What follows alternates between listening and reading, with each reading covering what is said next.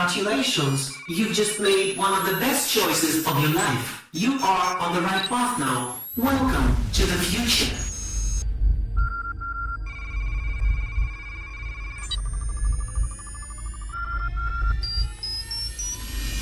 Welcome to the The future. world is in financial disarray. Currencies failing, economies in wild flux. What's up guys? Musta? Morning. Tingnan nyo po. Makulimlim dito sa amin. Kasi baka uulan to kagabi pati. Medyo umaambon, tapos medyo lumalakas naman yung ulan. At yun talaga. Pero kadalasan dito sa amin sa Jensan, mga ka-alien, talagang mainit dito. Salamat nga ako dito ngayon Ang ganda ng panahon. What's up? Sabi no? Kung pag-uusapan natin mga ka-alien ang nangyayari sa atin sa ating bansang Pinas, wala na mangyayari. Hindi na to aasenso. Ang Senado ang gulo-gulo, no? Nahahawaan na ng ating presidenteng bangag Magulo dun Wala talaga. Kaya kapi-kapi muna tayo mga ka-alien. Yan.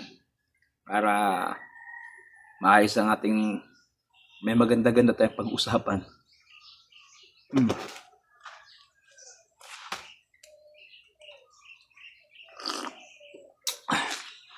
So, paano nga ba tayo tatagal?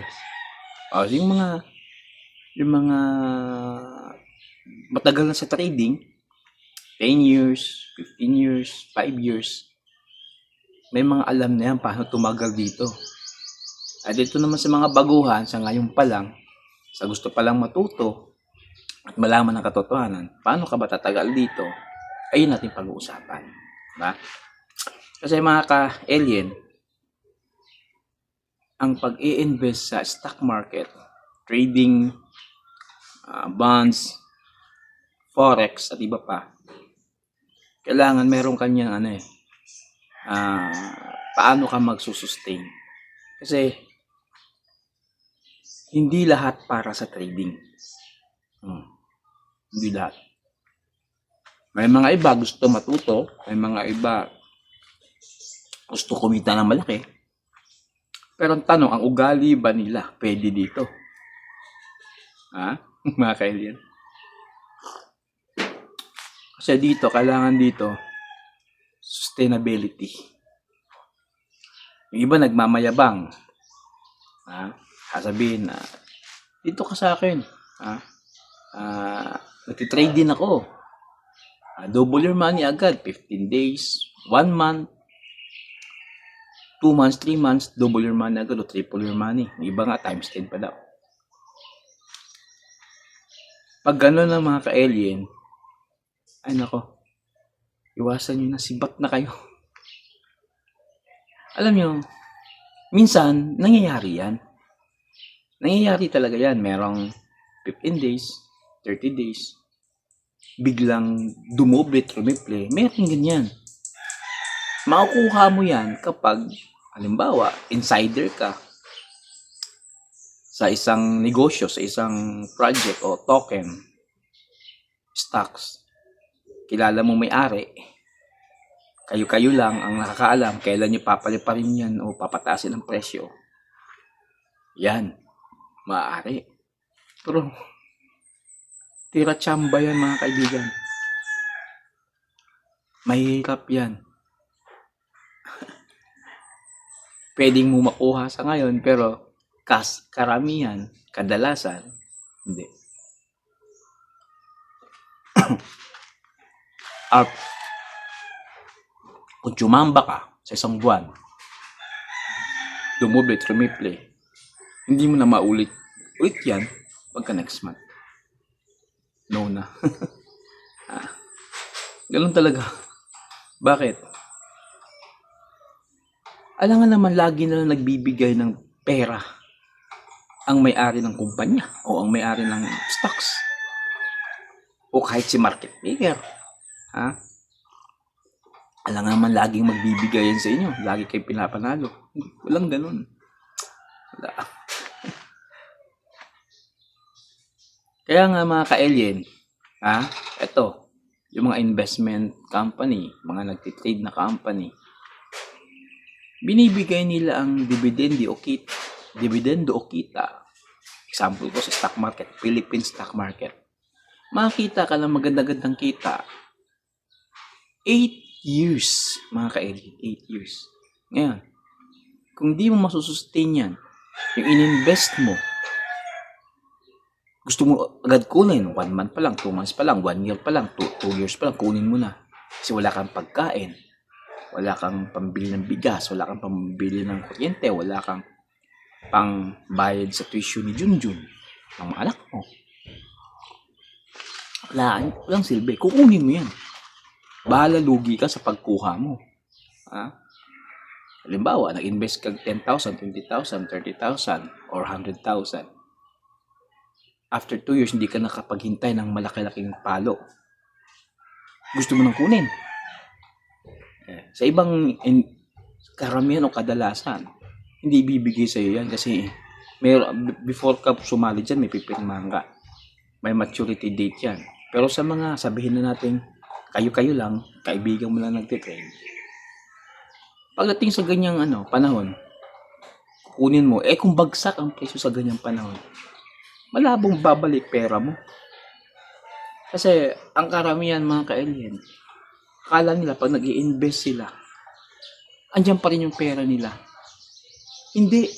Bababa ang market, bababa ang presyo ng stocks, mababawasan ang pera mo. Alam ba, bumaba siya ng 50%. Nag-invest ka ng 10,000, 20,000, 50,000, 100,000.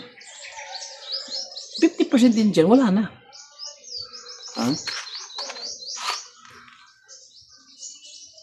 Paper loss ka na. Loss ka po, pero paper loss.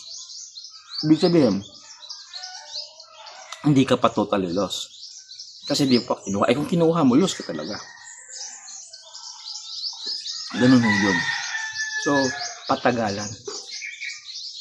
Sinong magtitiis sa bandang huli, yun ang, syempre, magkakaroon ng malaking reward. Yan ang investment in trading. Ngayon, sabihin natin short-term leverage. Yes. Kikita ka. 1 hour. 2 hours. 15 minutes. Pero matatalo ka rin. 15 minutes, 5 minutes, 1 hour, 2 hours, 1 day. Talo ka rin. Kasi hindi naman pwedeng sunod-sunod mananalo ka. At ang pinaka-risky pa sa short-term trade, mga ka-alien, alam mo, hindi na nababalik pera mo. Pag nabawasan yan, halimbawa, ganito, nag-trade ka, investment mo, 30,000. Trade mo short-term, futures, leverage. Diba? So, kasi maliitan ang lipad niyan, kumbaga 1%, 2%. Mabubuhay ka ba sa ganun? 1%, 2%, 3%, even 5%. Tapos ang kapital mo lang, 5,000, 10,000, 20,000. Malabo. Malabo yun mga ka-alien. So, anong gagawin bilang trader? Ile-leverage mo yan, lalagyan mo yan, gagawin ko 10x or 5x or 20x ang pera ko, ihiram ako doon sa platform. Pwede yan. Ang masaklap, 5x, 10x, 20x, 30x, kung ilan ang nileverage mo doon para kumita ng malaki, ganun din kalaki ang mababawa sa pera mo pag iba ang takbo ng market.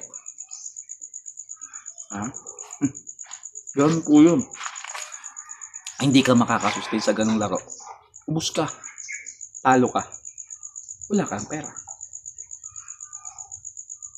Diba? Tapos, sasabihin ng iba, hindi magaling trader.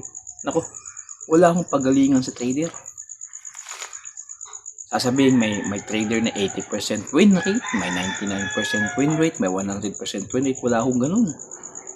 Tsachamba ka, kaisa ka, dalawa, pero pangatlo, pangapat, panglima, hindi na.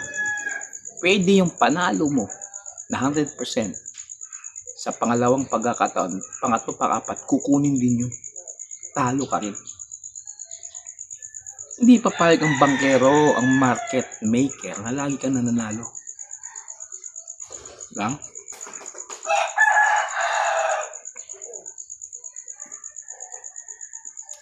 Tapos magkaiba ho ang patakaran ng long term at short term.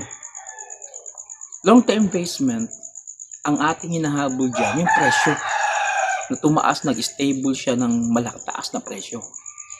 Ito namang short term trades, 15 minutes, 5 minutes, 1 day, 1 hour, 1 hour, 1 day, 2 days, 1 week. Ang hinahabol natin dyan, yung malilit na swing. Pero hindi presyo ha. Kung saan pupunta ang market, hinuhulaan. Ganyan po mga ka-alien kapag short-term trade. Uhulaan kung saan pupunta ang market, aakit ba o bababa. Ayan. Hindi ka naman robot na 24 hours ka nakaganon. Makabantay. Labo. Kaya nagpapahinga tao. Kaya kung di mo naabutan yung ibibigay sa yung opportunity ngayong oras, ngayong minuto, ngayong araw, next day ka na naman. Kasi kung pabara-bara ang pasok mo sa short-term trade, mga ka-alien, lalo na sa mga baguhan yan, not financial advice, kaya baka sabihin nyo, natalo naman ako sa advice mo. Diba? Pero, pag pabara-bara ka, wala kang sistema, ubus ka dito, boy. Kaya wala ho yung sinasabing win rate na yan. Yung mga nagka-copy trading, win rate, ay nako, kalokohan yan. Galing na ako dyan. Kumapi na ako sa ibang trader. Win rate daw nila 99%, 100%, 70%, 80%. Sige, trinay ko, in-invest ko yung $200 ko. Or almost 12,000 or 10,000. Oh. Siya lang nag-trade. Kasi win rate niya dun sa copy trading, 99%. Nanalo lang ng konti, nanalo ng $30, $40. Pangatlo, pangapat, panglima. Wala na. Ubos ang aking $200. Ha? Bakit? Kasi karamihan dyan, insider lang din yan ng isang platform. Papayag ba ang exchanges o ang platform ng trading o ang mga broker na lagi kang pinapanalo o nananalo? Hindi mo alam ganun. Kaya nga may website, mga ka-alien, na ang inaano lang nila, binabantayan nila yung takbo ng market. Tataas at saka yung bababa bawat stocks.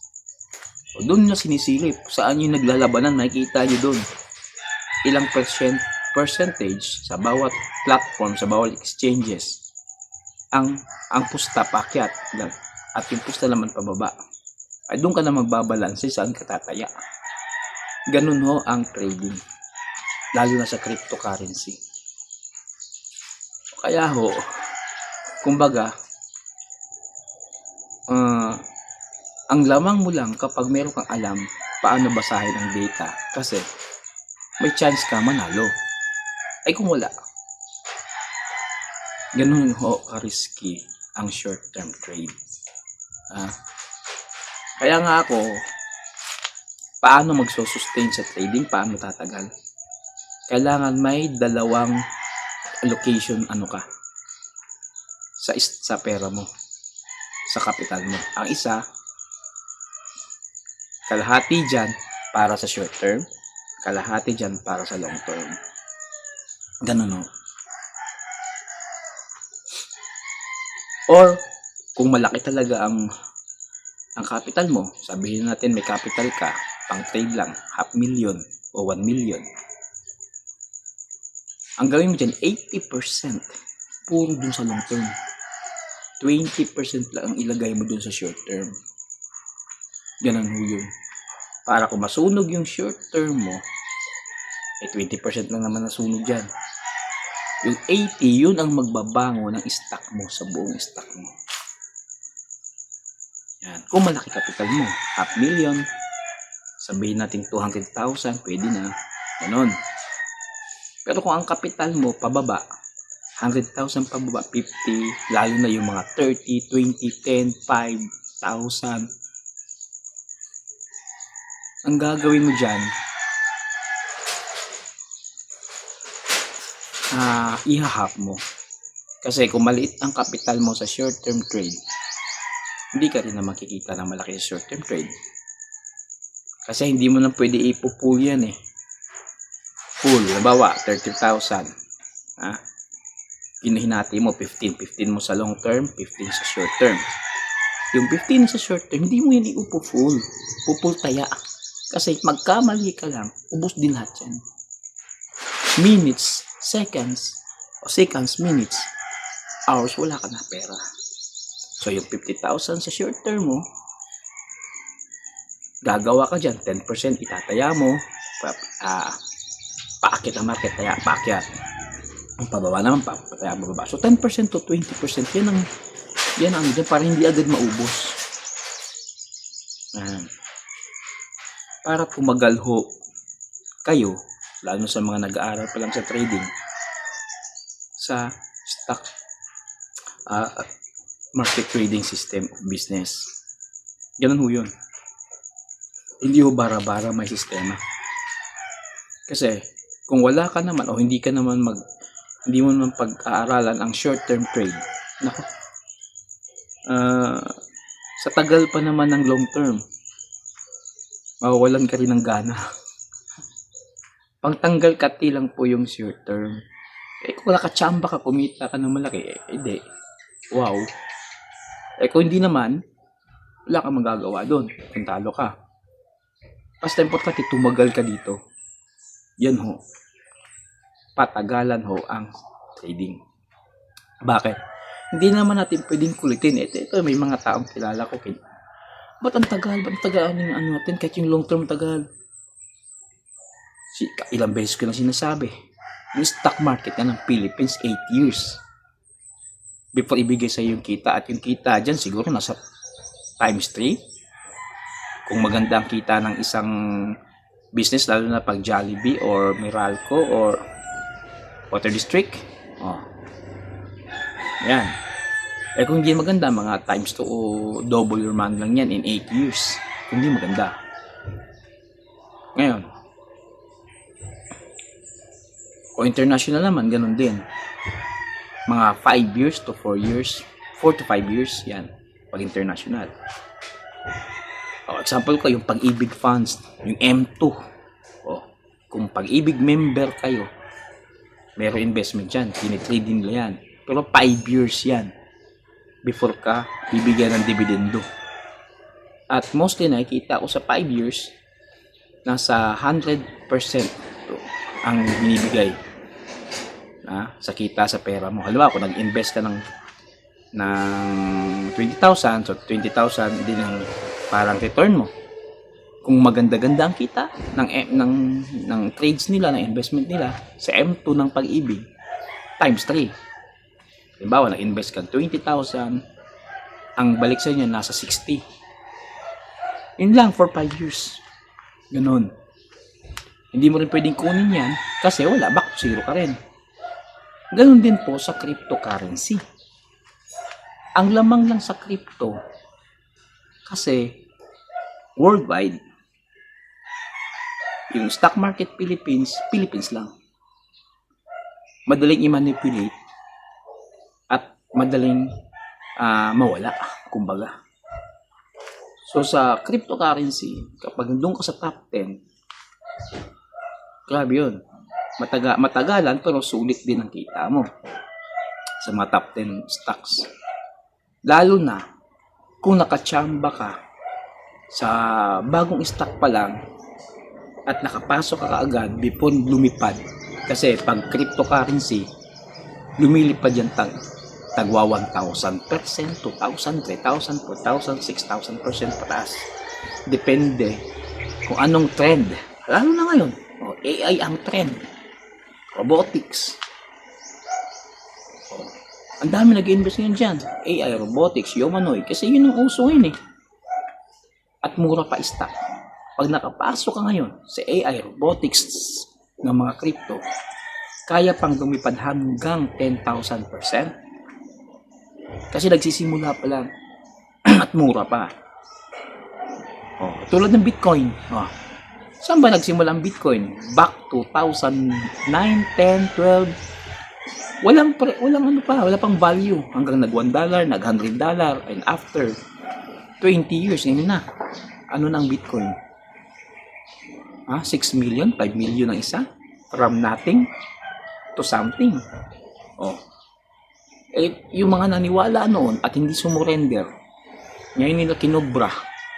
Kahit 10,000 pa lang ang pera mo na binili noon ng Bitcoin, ngayon, multi-millionaire o billionaire ka lang. Depende sa in-invest mo noon. Ganun mo yun.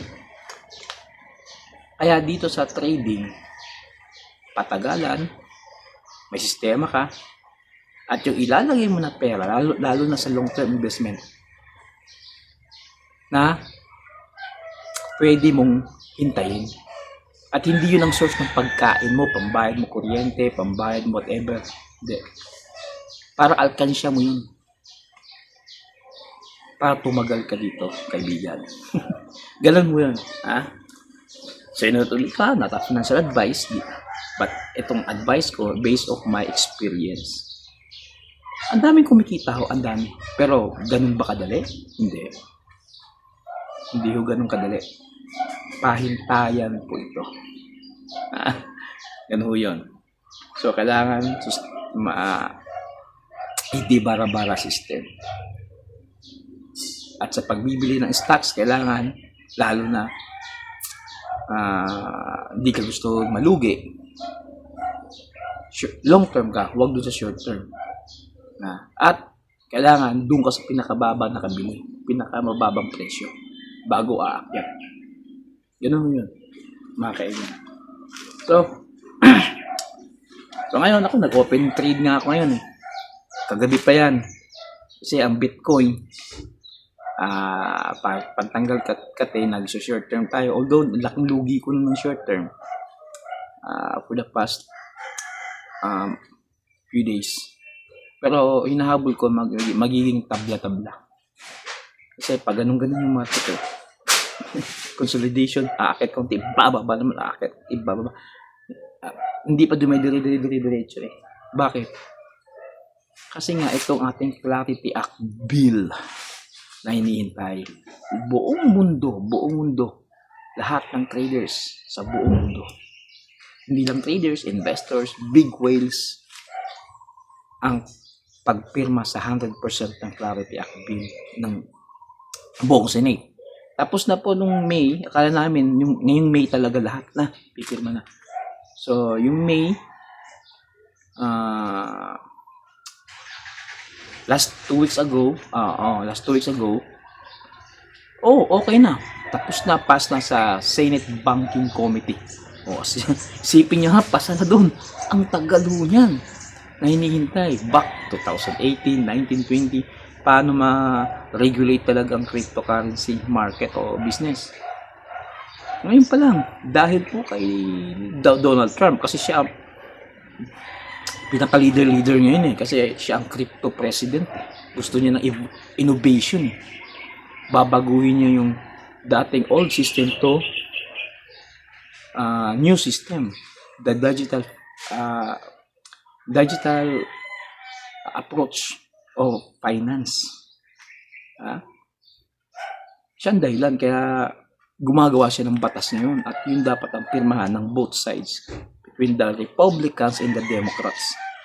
Kaso lang itong mga hinayupak na itong Democrats, mga ka-alien, ito yung nagpapatagal eh.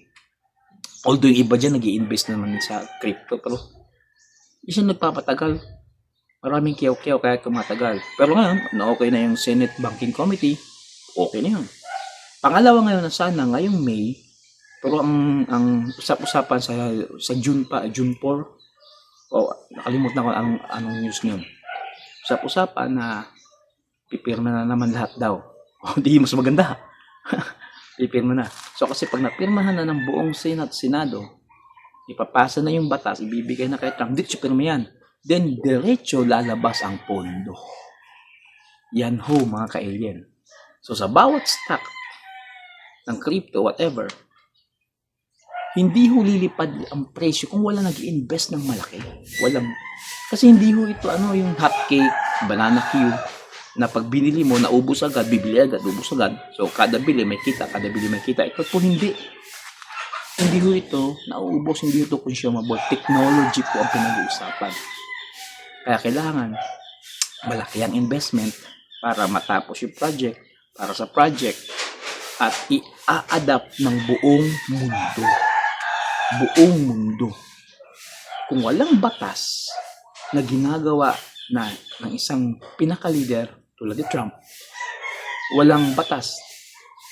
Yung mga big whales, mga malalaking isda, mga negosyanteng malalaki na kayang uminvest ng $1 million, $2 million, or even billions, like Elon Musk, Bill Gates, BlackRock, Larry Pink ng BlackRock, Fidelity, whatever, etc. Ng mga mayayaman, mga billionaire talaga.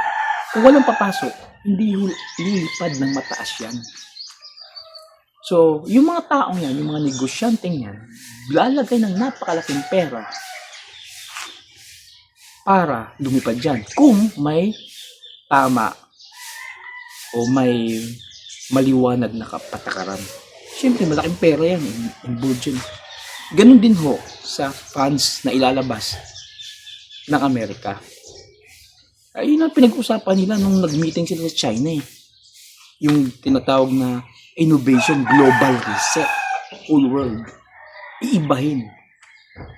Yung SWIFT na ginagamit sa cross-border payment, until now, tagal na yan. Wala yan. Mawawala yan. Magiging cryptocurrency na. Ang bulong-bulungan niya, XRP. Ang papalit dyan. So, yun ganun ho ka-importante ang Clarity Act Bill na hinihintay ho ng mga trader. At, biruin nyo, akala ko nga 1 trillion lang ang allocation sa budget. Hindi pala. Kapag napirmahan yan, $30 trillion. Isipin nyo mga kaili. Ha? Oh, ganun kalaki. Hindi ba lilipad ng napakataas ang presyuhan ng market? Oh, yan ho ang hinihintay namin mga trader. Kaya patagalan ho ito. Patagalan ho. At ngayon, nakita na namin ang liwanag na mangyayari, ang gusto namin mangyari sa bawat stocks na magpapabago at magpapaiba ng buhay natin. Lalo na sa Pilipinas. Anong aasahan natin dito? Hindi ka dito yayaman ng tabla-tabla o ng patas. Wala. Ang mga yumayaman dito, mga kurakot, mga nakauna, mga nakauna sa isang napakagandang project. Yung may mga insider. Oh. Eh kung wala ka nun, at yung kapital mo maliit lang, paano lalaki? Kaya dito kami sumasabay sa world market, hindi sa Philippine stock market. Whatever. So yan ho, no? So siya, sana may natutunan ho kayo. At ito na, papalipad ang market. Isipin yung $30 trillion na yan. Yan ho ang lalabas na pondo. Nakita ko sa news eh. Nasilip ng mga bugwit. So, muli, ito si George Sam, ang Forex and Crypto Trader na iyong kaibigan. Magpapaalam muna po tayo sa inyo. Sandali lang at pansamantala. Paalam.